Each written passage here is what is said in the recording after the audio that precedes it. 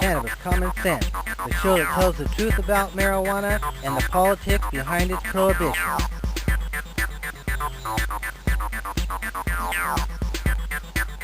Hello and welcome to another exciting edition of Cannabis Common Sense. We have a great interview for you tonight with Michael Krawitz with the Veterans Action Council. He's been working with the United Nations to make cannabis more available. They've moved it out of not being medically available at all to being medically available.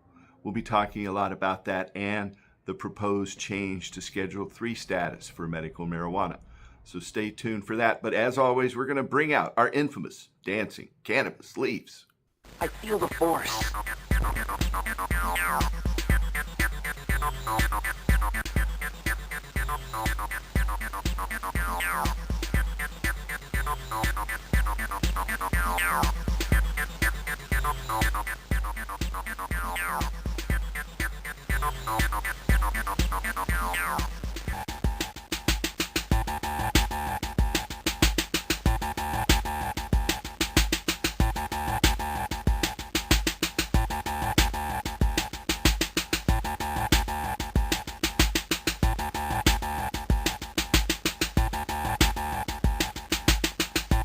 If you are a loved one or looking for help finding a doctor with medical marijuana experience, call us. We'll be happy to refer you anywhere in the United States. Call us at 503-235-4606. That's 503-235-4606.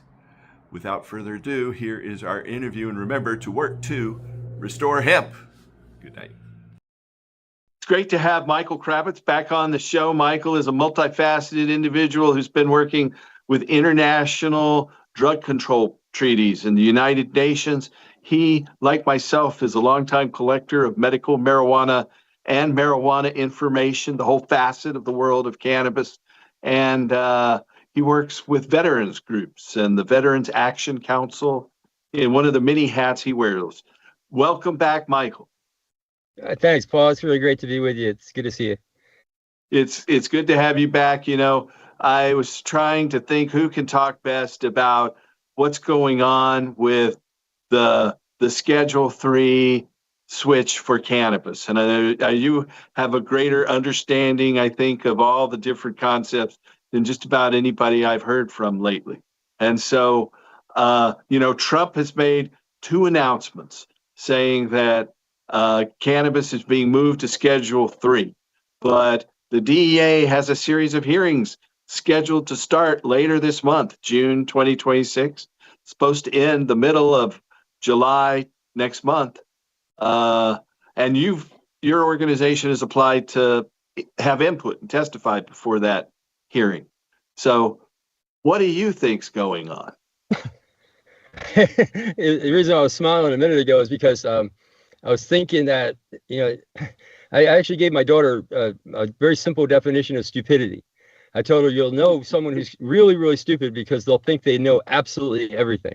And one of the first things that you learn when you start learning stuff is just how much you need to learn, just how much more there is to be discovered. There's an infinite amount of information out there. And the more you dig in, the more cool it is, and the more big it is, and the more sort of humbling it is. And I can say without reservation that I've studied what's going on with the current rescheduling effort extensively, so much that I'm actually to the point where I feel like I truly know almost nothing.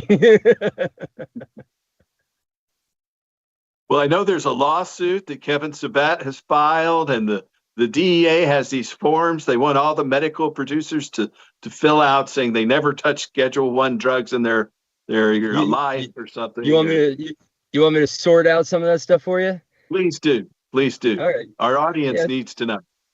I think I can do that.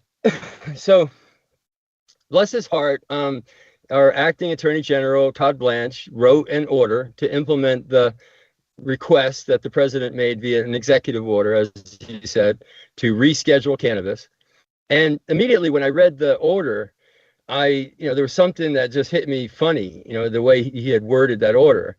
And that was his delineation of adult recreational or non-medical, non-scientific use of cannabis and the medical use of cannabis, delineating that he would put into effect an immediate order to reschedule medical and scientific uses of cannabis, at even only legal at the state level and controlled by state authorities, as well as pharmaceuticals that may be made from cannabis. And as I understand it, there are there are prospective pharmaceuticals, but correct me if I'm wrong, I don't think there are any that have actually been FDA approved that are actually in Schedule 1.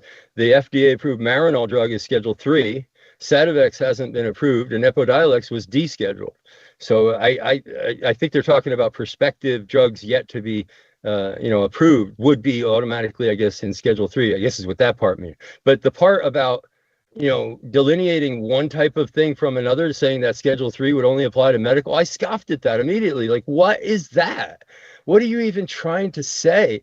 And I actually played it off at first, in my mind as just insignificant, as just a stupid thing to say in an order. But it's grounds for Kevin Sabet possibly to overturn this procedure, not overturn the rescheduling.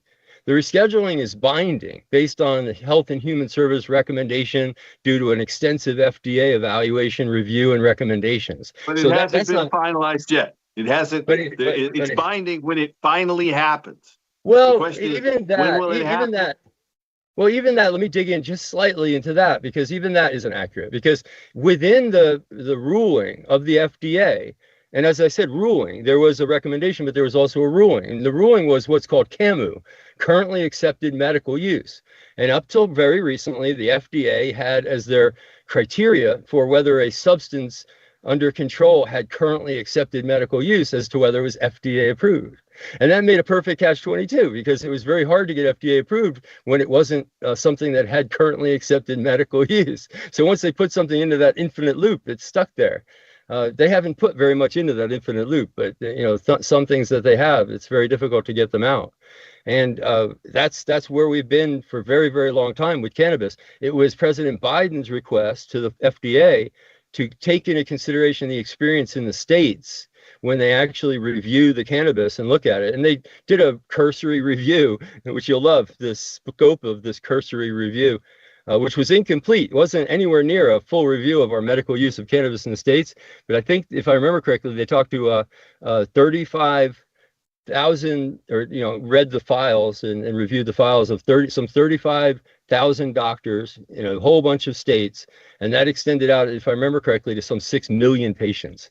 So even just a cursory review, they're already looking at like millions of patients' experience with cannabis, and they came to conclusions that in the process are binding. That it has currently accepted medical use makes it invalid to have it in Schedule 1. It's a matter of time or process and how they get it out of Schedule 1, but it becomes a legal imperative under our federal law to get it out of Schedule 1, instead of, in their eyes, almost a legal imperative to keep it in Schedule 1, which is what we had before. And you helped you worked with a lot of people at the United Nations to move it out of the most restricted level by international treaty law. Yeah, so this is worth giving a little broader picture on it, because it won't take that much longer. Our U.S. federal law, Controlled Substances Act, was passed in the 1960s. Well, in the 1970s, very, very early 1971. It was really written to implement our treaty obligations that we had signed on to during the previous decade. The treaty was written and put around to the states, I believe, in 1961, but I think it was actually 1967 that the U.S. finally actually ratified it. And under our Constitution, that's a very strong process. It requires a very strong consensus in the Senate, as well as agreement of the executive branch to get that ratified. And we did that in 1967 and 1971. We implemented that in the treaty. From 1961, they had cannabis in what the New York Times called the most dangerous drugs list. And as long as it was in that list, it meant a couple of things. It meant that it didn't have any real well-known medical use, and it was extremely dangerous and very unknown. It should be handled with care. That's literally what inclusion on that list meant. And it's not ridiculous. It had a long history, but they didn't know. They didn't know. They chose not to know. Maybe they went la, but they didn't know. They benefited by not knowing. Maybe. But interestingly, now you'll love this little backstory.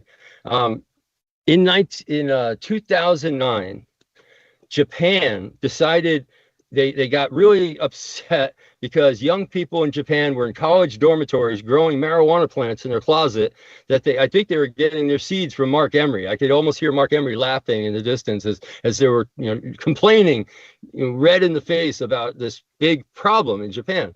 They put forth a resolution. They joined forces with Azerbaijan, I believe it was, and the two countries, put forth a resolution at the UN in this body, this drug control body. It's called the Commission on Narcotic Drugs. 53 countries that would then have to reach consensus to pass such a resolution. And they did. They passed a resolution to try to see if they could outlaw cannabis seeds. Now, a little bit more dug in history. Seeds were always considered exempt from treaty control. It was, a couple of the things that India negotiated 100 years ago in the treaty system was that leaves and seeds, which they would use for bong and for food and for medicine, would never be included. There's no downside to having seeds around, I think was India's argument summed up. and they did. They exempt. No, it's an incredibly beneficial seed. That's right. Perfect protein and in a perfect balance for human health, and has the essential fatty acids. And so what that did, more productive. It's interesting. It falls under the category of be careful what you ask for, I guess. But because seeds were so clearly delineated in the treaty as exempt from control, what they're asking was a much bigger lift than they really thought. And what it triggered was the very first ever full-on review of cannabis by the World Health Organization. And instead of at the end of this huge review, the World Health Organization getting mad about seeds and helping Japan out, they didn't talk about seeds at all that I can remember, but they did recommend cannabis be removed from that most dangerous drugs list. Now, I got to tell you, cannabis is sacred in Japan. It's one of the 2 holy crops in Shinto belief, and they have to use it during the coronation of the emperor.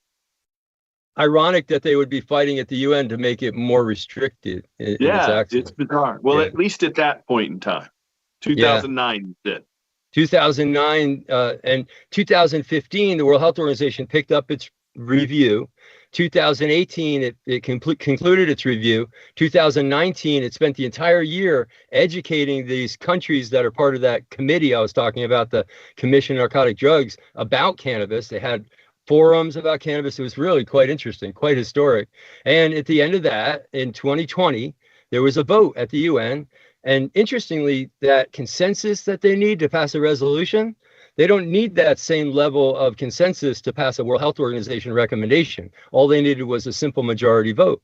And I got to tell you, man, as a sidebar to this, as an activist working with a team in Vienna, representing some of the best cannabis activists on earth, doing this hard work, our movement leaders, our so-called, movement, the larger tent drug policy reform movement, many of those leaders were talking directly against what we were doing. Either they said that we wouldn't win and we'd never get a vote or we'd never succeed, or they were actually opposed to the World Health Organization recommendations because they didn't think they went far enough, that cannabis should be completely removed from control. The WHO, the World Health Organization, is tasked with reviewing drugs under control and seeing what kind of recommendation they make for our schedule. They're not tasked with rewriting the treaty. Cannabis, coca, and poppy are literally written in pen in the treaty. If you want to remove them, you can't reschedule them or deschedule them. You have to rewrite the treaty, literally amend the treaty and rewrite it. And I think we're ready to do that. I think we as a cannabis movement is ready to help. And I think, believe it or not, the world is ready to rewrite the treaty because it doesn't really fit their needs. They're constantly playing whack-a-mole with all these new psychoactive substances. They're always, fighting whatever the drug people came up with last year. They're not winning the war on drugs. And on top of that, I think marijuana is caught in the crosshairs, righteously. I don't think we've ever been a real target of the war on drugs, but we've been caught in the crosshairs. So anyway, we won. We actually changed the treaty in 2020. Now, what did that do? Our Schedule 1 in the United States that says that a substance has no accepted medical value, I don't think that was ever really something that you could really righteously support with the treaty. I want to say that as a side note. There's nothing in the treaty that prohibits something from being used as a medicine or in science. It just recommends different levels of control and safety procedures, preventing diversion, stuff like that. The United States Schedule 1 always went over the top, and it went too far. But even having said that, it's been on the books for like 50 years. No one has ever really successfully challenged it. But here it was undermined by a change in the treaty, where the language of the treaty significantly reduced, no longer supports that at all. It's completely out of line with the treaty. The treaty, you might see that change in the treaty as normalizing medical marijuana. It's still controlled in that the countries are still obliged to report how much, cannabis they use each year, and, restrict the supply and the trade of cannabis to make sure that it isn't being diverted away from the scientific medical purposes that's being, implemented to fill, but yeah, it's fascinating. It's truly fascinating. A little more of the story, I think, maybe, warranted. We actually, all right, when the treaty changes, what happened, the World Health Organization, remember I was talking about new psychoactive substances and playing whack-a-mole? Well, they come up with changes in the treaty all the time. And when they make a change in the treaty based on one of these World Health Organization recommendations, usually within 6 months, it's already changed in our federal law. The federal law is already caught up, and carfentanil number 9 or whatever it might be is already controlled. Boom, just like that. And we're like, we got home in 2020 and nothing happened. 2021, nothing happened. We reached out to the Attorney General and reached out, never got their attention. 2022, nothing happened. We finally reach out while we're working at the UN. We actually become pretty well, in touch with and well, I don't know what you'd call it, how you would put it. Yeah, just we developed a good working relationship, you might say, with 2 entities inside our federal government, inside our executive branch. One is inside the State Department. It's called the INL. It's the International Narcotics and Law Enforcement branch of our State Department. And then the other one is in our White House. Generally, it's the ONDCP, the Office of National Drug Control Policy, otherwise lovingly called the Drug Czar's office.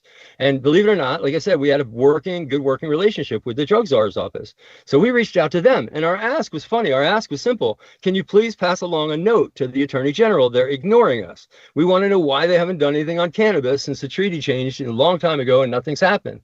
We got to sit down instead. They didn't pass along our note to the AG, but they did get us to sit down with their general counsel, which I've never met with before or since, the general counsel of the White House Office of National Drug Control Policy. But we sat and had a nice cordial meeting with our Veterans Action Council, met, presented our case, talked about the treaty, talked about the work that we were doing and everything about cannabis. And he diligently took notes. And President Biden got on TV maybe a week or two later, and he was talking about pardons, which we knew about the pardons. We sort of had knowledge of that. But then he talked about rescheduling. And he talked about, the Attorney General on TV. He directs the Attorney General to do these things, where President Trump has done it in an executive order. President Biden did it by television interview fiat, but that's what it was. And to our amazement, not only did he pass along the message to the Attorney General, but really kind of caught the essence of what we were saying pretty well, we thought, as he portrayed it. And that's what kicked off. Provided a template. Yeah, they provided the template. That's what started off the whole rescheduling. And the rescheduling effort wouldn't have stopped except for a scandal where the previous effort, Kevin Sabet from Smart Approaches for Marijuana, he had a side conversation with the opposition, the loyal opposition. He had a conversation with the then administrator of the DEA, where the then administrator of the DEA told him some inside information. In this case, that she wasn't going to sign the order. She was going to make them sign it upstairs, hell with them, kind of thing. And evidently, that's what she did. And that freaked out people on our side, so to speak, where top attorneys took that to the U.S. Court of Appeals and tried to get discovery, tried to figure out what the backstory of the sabotage and think about the irony here.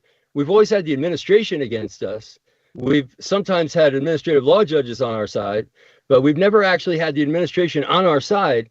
And then we wind up with the administrator fighting against their own administration. That was an unexpected twist, I think, in this whole plot. But nonetheless, we went to court. The cannabis movement went to court. with Kevin Savet essentially over this stuff. And at the end of the day, wound up giving up the cases at the same time that the entire thing just wound up being shut down. And then President Biden left office. The judge that was overseeing that, administrative law judge that was overseeing that hearing is gone. He retired. As I understand it, they haven't even put into play a new judge yet to see if they're actually going to be, overseeing this hearing. The hearing is coming up at the this end. hearing's supposed to happen The end by of the this month. 15th of this month, which is what, like a week when this show comes out. We're just talking a few days. Is that going to happen? As of the time that we're recording this, I know of no effort by the I would know if anybody in my space, in our space, in the cannabis space, got a selection, identification, participation, notification. See there. We'd know about it. Marijuana Moment and Tom Angel, they'd be reporting on it. We'd know about it. So yeah, the Veterans Action Council, you'd know. Yeah, we know about it. So one interesting little side note, another thing that the previous administrator screwed up on in that last set of hearings under Biden was the law is very clear. To participate in this administrative hearing over the proposed rule, you have to have been an aggrieved person. To be a participant, you have to be someone who is adversely affected by the proposed rule. The last DEA, whoever they did, they did the selection for the participants, just basically chose some likely candidates to be for and against marijuana. They didn't really pick them based on having any kind of argument that they were adversely affected by the proposed rule. What did that do? It made it so that when the judge actually looked at standing in that hearing, in the administrative hearing, only the people against cannabis wound up with standing. Almost no one on the pro side wound up with standing. It was a second argument of the National Cannabis Industries Association, side argument on hemp that wound up winning partial standing. Other than that, there was no standing. And what I'm hoping for is that the DEA will actually follow that rule a little bit better, follow that law a little bit better, and actually have some good participant selection. We hope to be selected, but as long as it's just a really good selection, we actually proposed that Schedule 3 would harm us and Schedule 5 would be the remedy. And I know that there was a doctors group, Doctors for Cannabis Policy Reform, that also, I believe, had a similar position for different reasons, that cannabis Schedule 3 would harm them, but Schedule 5 would be arguably less burdensome. And that's a good argument. I don't see why that wouldn't be put forth. So I would hope to see that argument in a nutshell, someone that's arguing against Schedule 3, but in favor of Schedule 5. I would hope to see at least someone arguing that. If it's a fair selection process, I would expect to see that, even if it's not Veterans Action Council. The thing is, again, once the FDA changed its position on accepted medical use, it changed the field underneath the ground of the DEA. That, coupled with the fact that the treaty itself has changed, no longer supporting the treaty compliance, as you say, which again, people need to understand, treaty compliance and all this treaty stuff only matters because it's written in our Controlled Substances Act. We're not beholden to treaty bodies, in the United States for what we do on medical access to drugs or anything else.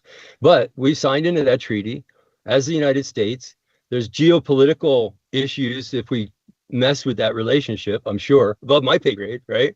But the countries do have relationships with each other, and sometimes they can have negative consequences from bad relationships. Look at what's going on in the world right now.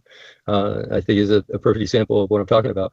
Don't want that. So you got to be careful with these things. But other than that, that doesn't change the fact that the Congress could tomorrow change the law, remove any, a semblance of treaty anything out of the law, and that would be our prerogative in the United States certainly to do that. And the Senate passed a bill to do that a couple of years, and the House passed Jared Nadler's bill to do that a couple of years, but the twain never did meet, and it never got approved by the other House and moved on to the signing process with the president at the time. So I have to say, Kevin Sabet and his paymasters with the national pharmaceutical industry and the alcohol industry are very, very effective and powerful. I don't know. They speak to a position that is embedded in law. They're not the kind of folks that show up because it's the right thing to do. The funding stream stops and they almost immediately will go away. So in that sense, they're somewhat parasitic.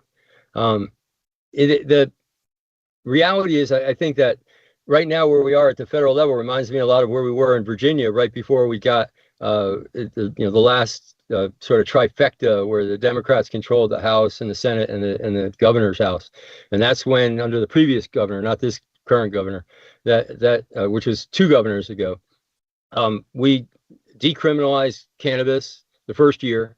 That was something that had been ongoing for 6 years, a 6-year effort that was finished.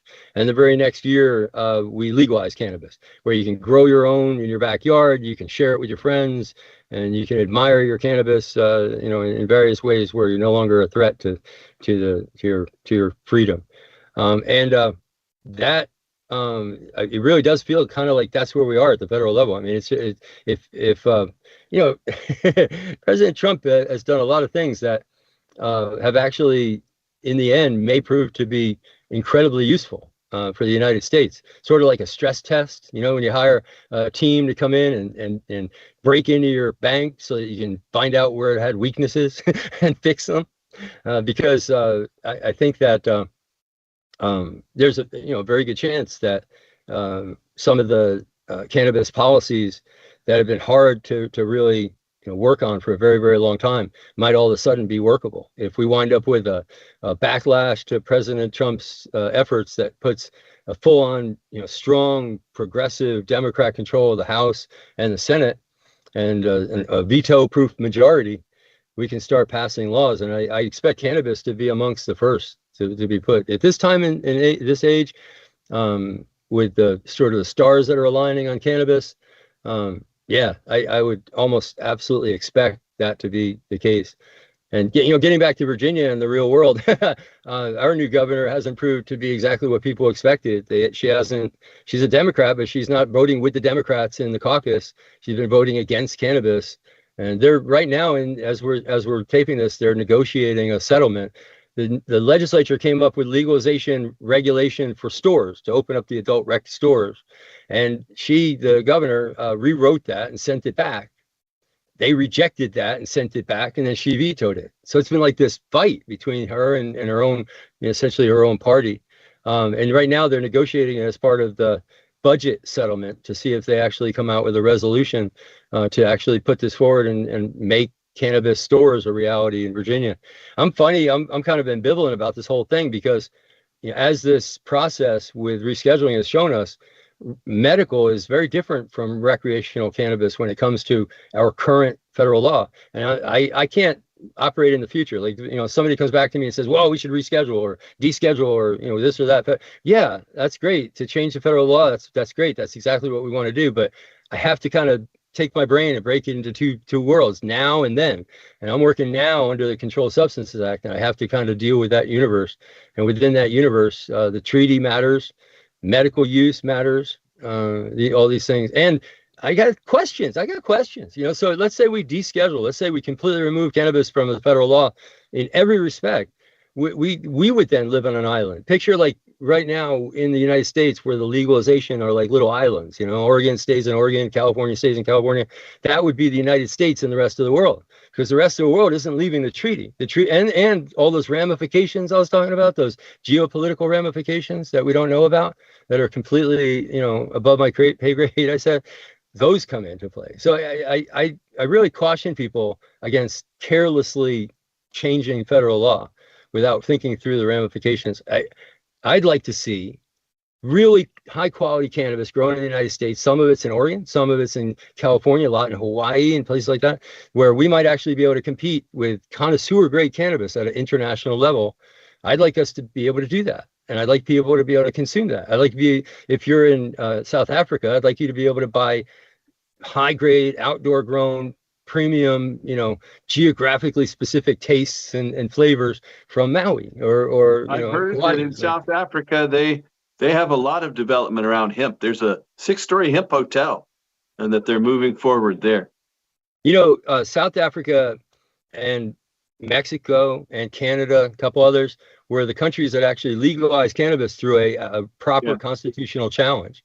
And, I say a lot of bad things, about the DEA. I might as well, be a little critical of our own movement when it's deserved. we never challenged that. We being, again, I use those words we a lot for this big nebulous cannabis movement of ours. But in 1971, it was mostly handed off to NORML, was the new entity at that time. But the remnants of Amorphia and Lemar and the Marijuana Rainbow Coalition and the Green Panthers and the John Sinclair's White Panther Party, all this stuff still kind of existed and just walked away from it. They started a challenge of the schedule placement of cannabis, the fact that it was Schedule 1 and not pulled out of Schedule 1, not rescheduled. That was what the rescheduling petition and the fight over that in the courts was. And as I understand it, there was never any true constitutional challenge. In Canada, there was a bookstore owner that sold a little bit of hemp products and stuff. He really proud, Chris Clay was his name. He owned a place called Hemp Nation up in Canada. And a really cool store. I have some of his archives. They got sent to me when he passed. Oh my God. There you go. It's a small world. Some of those archives I was talking about trying to save and preserve. That's a good candidate. Yeah, they got sent to me. I've got them in a box. So what he did was he had a couple of hemp plants growing on a counter in buckets on his counter in his store. And as I understand the story, there was a police officer that was doing an undercover operation down the street on like crack on the street. And he thought he might have been identified by somebody on the street. So he ducked into a store and he ducked into Chris Clay's store. And he's standing there realizing he's standing right next to a live cannabis plant, albeit a hemp plant. He freaked out, went back to his police headquarters and told, stories of this store that's just openly defying the law. And I believe they come and took and seized like $60,000 worth of his inventory. And I believe they did that twice over time. They seized his inventory and he challenged that seizure and the law based on the constitutional, underpinning of the law not being up to par for Canada's constitution. He brought in the best minds, Andrea Bertram from the Ledane Commission, Dr. Grinspoon, from Harvard. I mean, he brought in all these luminaries. There's an amazing group that you can't bring them together now. A lot of them have died since then. But he brought them all together for that challenge. And that together with, there was a fellow named Terrence Parker, a patient up in Canada, who had fought and won a couple of times in the courts for medical necessity, proving that he had a medical necessity and had his charges thrown out. His case, together with a fellow named David Malmo Levine, who also made some constitutional arguments and challenges, all those were brought together by the court, put in front of the government's face, and and as I understand it, the court said to the government, we feel these arguments are credible, and we're going to throw out your marijuana law unless you come up with some reasonable law to make medical access to cannabis real. And that's where the medical marijuana rules of Canada were born, was out of that governmental effort on deadline, maybe even slightly over deadline of the court's mandate, to throw out the entire law if they didn't do so. But that's what we need. In South Africa, it was some friends of ours, Myrtle and her better half, Jules. They were called the Daga couple down there. That's their nickname in the press. I met them at the Seattle Hemp Fest. The press, as I understand, the press came up with that, the Daga couple, but they loved it. They reveled in it. And their challenge on privacy grounds won the constitutional challenge there in South Africa. And Myrtle and a group called Fields of Green for All that grew out of that effort in there in Johannesburg. She's created and they, with Jules, created an entity that is one of the leading entities in the UN working on cannabis drug policy. But even more than that, it's the only organization in the entire world that's a cannabis organization that's actually recognized by the UN. And that's very special, sort of recognition of a cannabis entity by having it have permission to participate inside the UN. But they're not known as the Daga couple before the UN. What's the name of their organization? Fields of Green for All. Fields of Green. Oh, okay. And I love it. Kevin Sabet was in a meeting one time when they set off the name of the organization, and I just happened to be sitting right next to him and heard his chatter with his friends as he was standing there.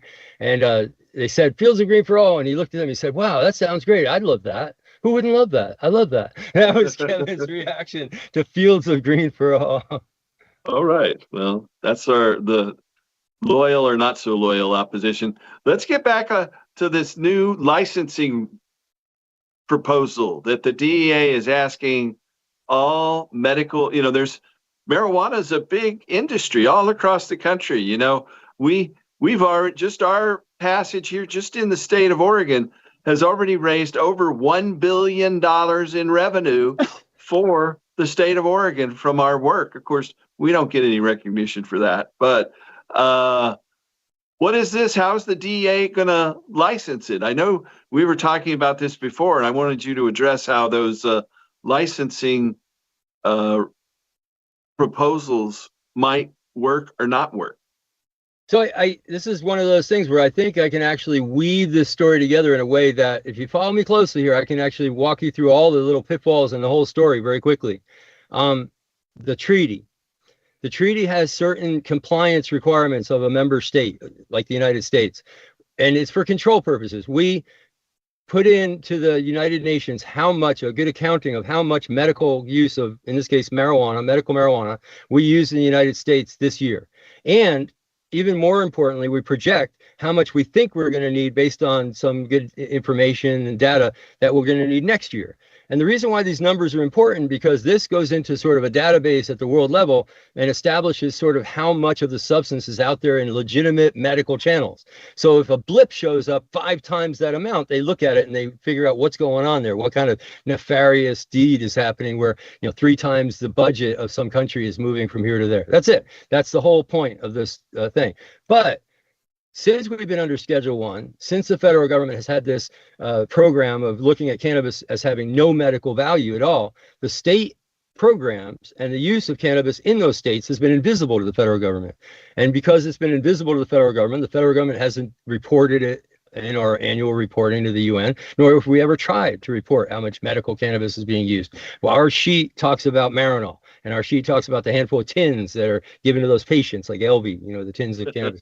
But that's all. It doesn't talk about the tonnage of cannabis that's being dispensed since 1996 under state programs. Now, walk-in changed to Schedule 3. Schedule 1 says cannabis has no medical value whatsoever. There's no trade in it. There's no medical use as far as the DEA is concerned. You move to Schedule 3, all of a sudden now it has medical use. It's a Schedule 3 substance. There's rules for Schedule 3 substance, to licenses to distribute it, license to import it, license to cultivate it, all this stuff. And it's very routine. That they're asking like $750 or something of all the medical dispensaries, and they're rolling out more licenses for those other processes. Well, let me give you the good, the bad, and the unrealistic. Right?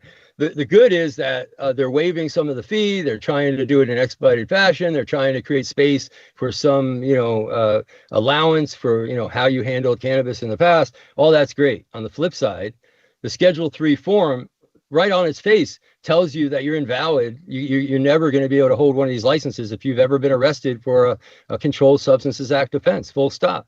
So if you're one of these pioneers like Dennis Barone, who created medical marijuana, got arrested for distributing medical marijuana to sick people against the government's wishes, you would be ineligible right there from getting a license. And then on top of that, there's a little checkbox where you're supposed to check if you've handled in your previous job Schedule 1 substances. That, to me and a lot of people, smells like self-incrimination. And why, what are they going to do with that information? On the positive side, people have opined, maybe they're just looking at that to see if you're honest and, to see if you're worthy or whatever. But I don't like giving people that much credit. I would be much more on the negative side where it's potentially self-incriminating.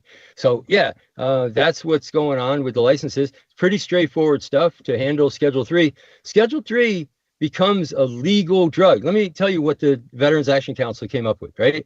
Veterans Action Council figured out a way to actually get cannabis into veterans' hands under Schedule 3 and under Schedule 5. Schedule 3, it had to be a little more creative. There's a path. There's a couple of paths, but we chose the path of a compound pharmacist.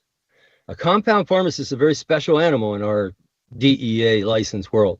They're a DEA license holder and a state license holder.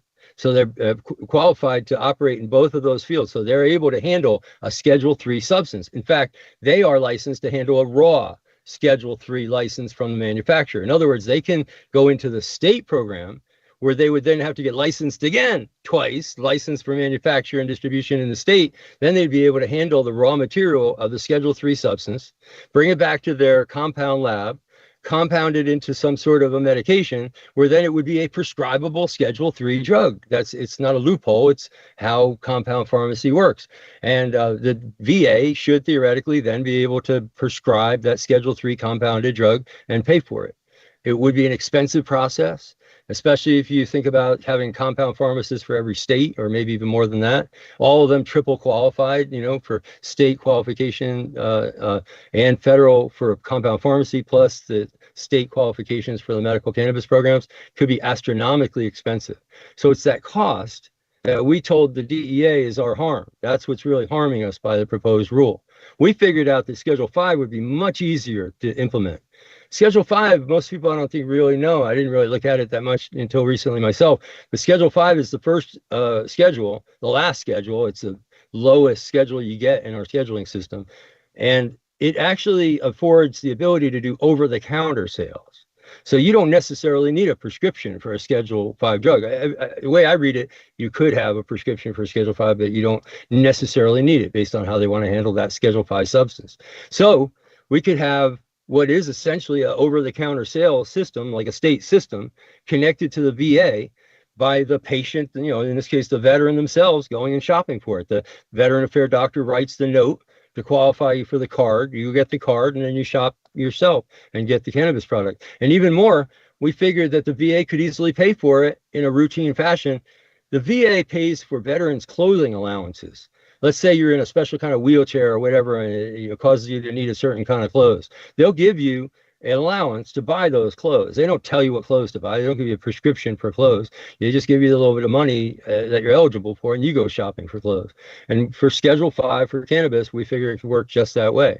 You get, by your eligibility, you get your recommendation and you get your allowance, and then you go shopping for it at the state program as it is now. Not only is that seamless, but it actually seems sustainable, and it seems rather healthy, a healthy relationship. You then have the doctor and the not the doctor, but the medical experience of the state program itself adding to the experience of the VA, instead of being this thing that exists out there in the distance that the VA knows exists, but they have no connection with. Well, how do you think this rescheduling is going to affect the adult use market? I don't really like that term recreational. It's not like swimming or basketball. It's adult use.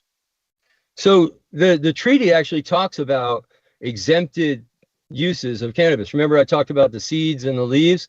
The leaves and the seeds are actually the examples written into the treaty.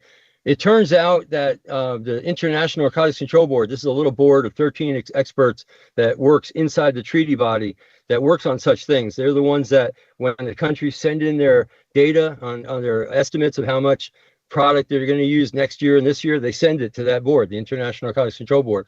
And they, for better or for worse, and probably outside of their mandate, they have given a lot of advice to countries on treaty issues. And one thing that they've just changed their position on was that they feel like the seeds and leaves description in the treaty, as we've always believed, is just an example. It's not an inclusive list. It's not the list of things that could be exempt. It's just examples of things that are exempt. And interestingly, there's a commentary on the treaty that was written by the treaty bodies at the time of the writing of the treaty. It's not law. It's not, it's not written publicly or commercially either. It's just something that's of value to people down the road to understand the thinking that went into the treaty. And in that commentary, they give an example of a possible exemption. And the one that they talked about was evidently then, and probably now as well, morphine is used in photography. I guess there's some photography process. Yeah. I never heard that. Right? Look it up sometime. And the treaty commentary talks about the exempted morphine.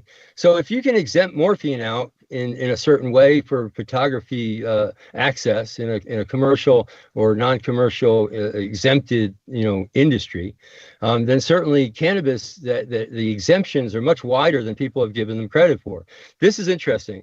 our little team, our little cannabis team, when I see little, 1,000 people working from 20 countries or so that show up, in different things that we do, we reached a consensus a long time ago under one of our luminaries, Kenzie Riboulet Zamuli. Kenzie Riboulet is one of our, sort of most well-read treaty experts, and has helped us understand some things within the treaty, like the intellectual property and a lot of the biodiversity, stopping cannabis biopiracy kind of stuff in Geneva. He's led on all those issues and helped us understand that. And in this regard, he wrote a book, a treatise on you'll love the title. It says High Compliance, How to Legalize Cannabis in Compliance with the Drug Control Treaty. And what he makes an argument for. I just have to throw in here, and I know you know this, that our measure, ballot measure 80 in 2012, was the only proposal ever, put forward to do just that, to legalize cannabis in compliance with the international treaties. No other law has attempted that. No, I give you credit on the planet Earth. In fact, I don't know of any other effort on the planet that actually even tried, like you said, But at this time, fast forward to today, Malta, the country Malta, actually has a federal law based on Kenzie's work. So, we do have examples now of this. But this is what it works. This is how it works, right? The treaty, the Drug Control Treaty, establishes a relationship between countries on how to handle the medical and scientific use of marijuana. The medical and scientific use of marijuana, until the treaty itself is changed, is going to be stuck in that world. It's because there's 186 countries that signed that treaty. Us backing out of it might be influential, but it doesn't change the world. And the world is what needs changing. So that right there is a separate issue from exempted cannabis. Now, what Kenzie's talking about is an actual exemption. Let me talk about what he doesn't talk about first, because it's much shorter. There's another exemption for horticultural use. That use of cannabis for strictly horticultural purposes can and is and should be considered to be exempt as well. Countries can set up a horticultural program and have it be exempt from control, just like they exempt hemp, which is an example of an exempted crop in the United States, the hemp crop. They can also, under the regular exemption, which is what we exempt hemp under, it's called the industrial exemption. And I think it's no irony at all that it's just a straightforward fact, and the way it is, that we call our cannabis businesses the cannabis industry. That's not by accident, and it wasn't because of the treaty that we decided to do that. We call it the industry because that's what it is. It's a cannabis industry to supply a need that's non-medical, non-scientific, mostly, and that right there very, very clearly falls into that industrial exemption, where we got into an argument with our thought leadership, the same thought leadership that didn't like the World Health Organization recommendation and fought us on the change of the treaty, by the way.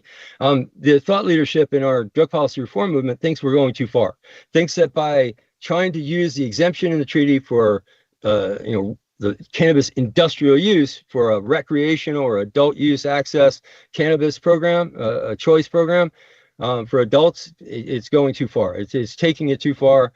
It's just they think it's likely to have like negative repercussions that are far outweigh its benefit. That's their position. Well, let me ask you, Mike, just can you name some names who think you're going too far with this? I mean, I specifically have been targeted and taken out economically by certain people. In this case, hey, in this case, I don't go out on a limb at all to name names, but I don't really have to. Look at, if you want to do a little study in the background, understand the back and forth on this, look at Kenzie's paper, High Compliance. And then there was a paper written in response called House of Cards. And the House of Cards was written by some folks inside the Vicente Law Group, I believe it was. Okay. And the Transnational Institute. It was a handful of groups that signed on to this.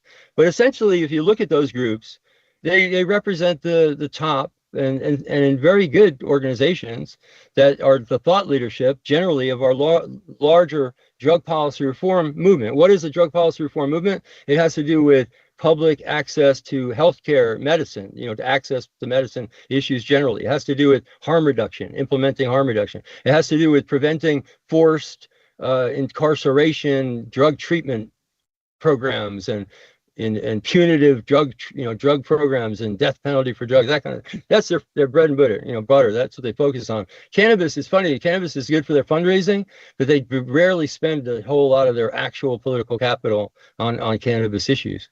And it leaves a vacuum that our little grassroots movement fills. That's why we step up and wind up leading these conversations as grassroots activists with almost no funding. This last time we went to Vienna, we actually got a little bit of help from a entity that you probably know well, your listeners probably know well, Puffco. It wasn't as a result of any kind of fundraising campaign or anything. It was quite organic. The leaders of Puffco were very interested in seeing what they could do as good citizens to try to fight against the use of death penalty. They were very alarmed that where they saw the use of death penalty in, like, Malaysia. Yeah, Singapore. Malaysia, Indonesia, and there have been a couple of cases where U.S. People have wound up caught and ensnared, and big superstars of sports and stuff have been ensnared. So anyway, that was their entry point. And Veterans Action Council, we've been working with the group DRCnet Foundation. David Borden is DRCnet Foundation. He's been a guest on the show recently. Yeah, so Stop the Drug War is the common name of the organization. And David's been focusing on extrajudicial killings, and in the past has focused on, death penalty for cannabis. Very rare in that space that some, entity is actually working on those things. So, we partner with them, and that caught the attention of the folks from Puffco. We were working with them behind the scenes. Very organic. We lost one of our members. Wade Laughter passed away last year, and he spent his every waking moment championing for little children to get access to, and for people to understand the benefit of a particular variety of cannabis, Harlequin, a CBD dominant cannabis plant. Yeah, and we thought, almost immediately, Wade worked with us in the Veterans Action Council, even when he's very sick. He attended all our meetings, and he's very supportive and helped us think through a lot of these issues.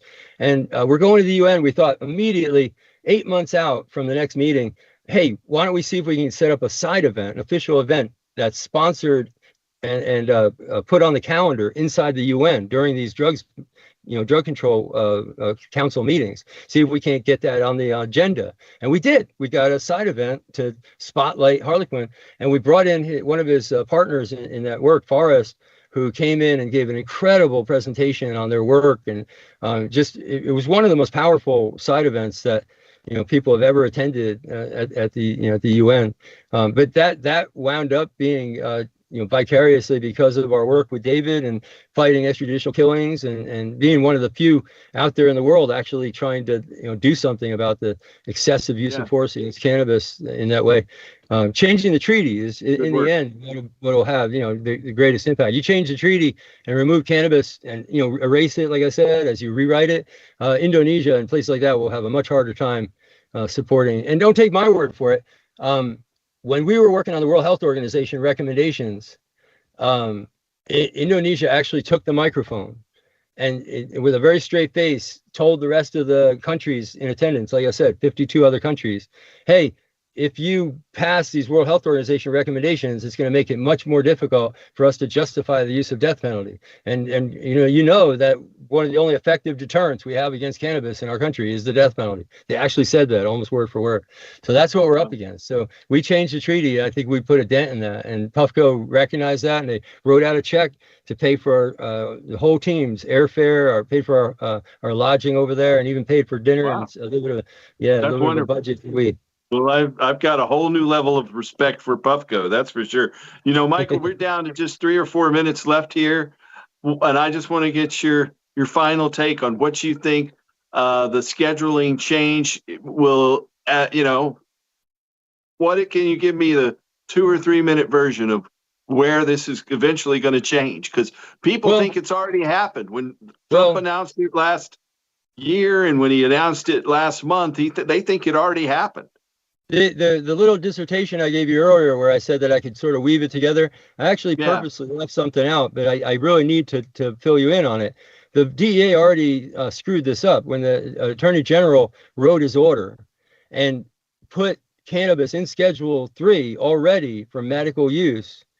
By doing so, all he had to do in my humble estimate, after looking at this mountain of information from all these sources, all he had to do was just write the order to restart the rescheduling process based on the fact that the FDA had made their binding, a position known through the HHS system through that process. It's done, and have the hearings, hear the opposition and any interested parties, determine if there's merit, follow those rabbit holes, otherwise finish the process and reschedule it.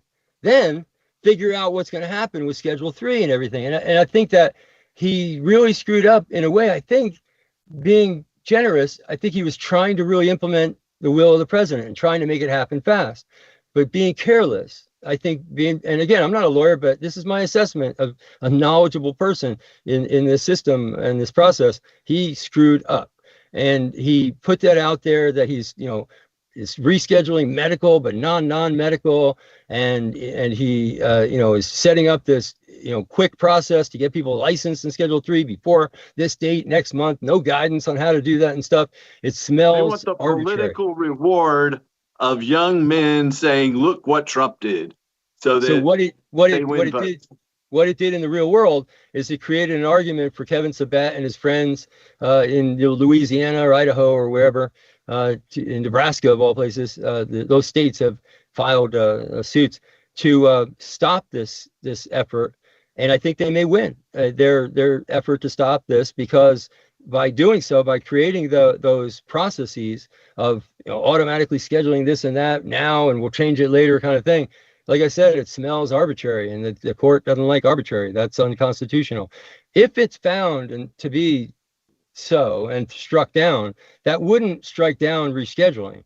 That wouldn't change the underlying facts of the FDA's position, the HHS position, the overriding criteria of the rescheduling is already abided by and will continue.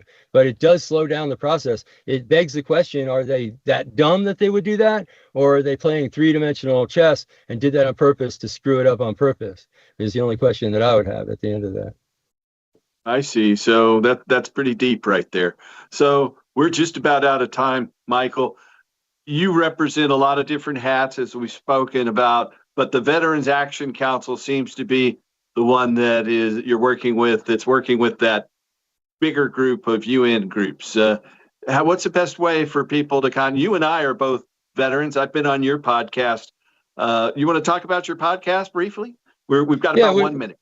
Yeah, sure. We don't really have a podcast. What we do have, though, is part of our work. Veterans Action Council meets every week and has work meetings. And then every other week, we have some topic that we wanted to go into more depth and detail on. Sometimes, many times, we'll bring in a guest. And that's what we call our Friday Roundtable. Those roundtables are on YouTube, stacked up. I think we're up on over 100 now that we've had. And you've been on one, and they're fascinating. What we do is we spend a whole week during our work meetings thinking about the questions and kind of going back and forth with the guests so they know where we're coming from. And then we'll expand on those questions on the fly from there in a real roundtable. And something about thinking on TV makes you use a part of your brain that you don't use every day. And it's a great part. On YouTube. And it's on YouTube. And like I said, we think hard about this stuff. We're really, trying to dig into the subject. We're taking it very seriously. It's not just our effort to win points or to, try to make a point. It's us trying to understand something. And the win-win of it for us is the win-win of it. Is there any URL or contact you want to put out there for our audience here in our closing moments? Yeah. So anyway, it's a win-win for us to be transparent in that way and have the history of our own work that we can share with our members. It's on YouTube. Just go to Veterans Action Council on YouTube and you'll pull up the channel, veteransactioncouncil@gmail.com, and you'll get us on email. And you're certainly welcome to reach out to us. Anyone is. If there's a veteran that you think should join, reach out to us and we'll bring them into the tent. Thank you, Michael. Thanks for another hour of your time here. I'm sure many of our audience members are going to be fascinated watching this in the weeks to come. Thanks, and keep working to restore hemp. I know you will.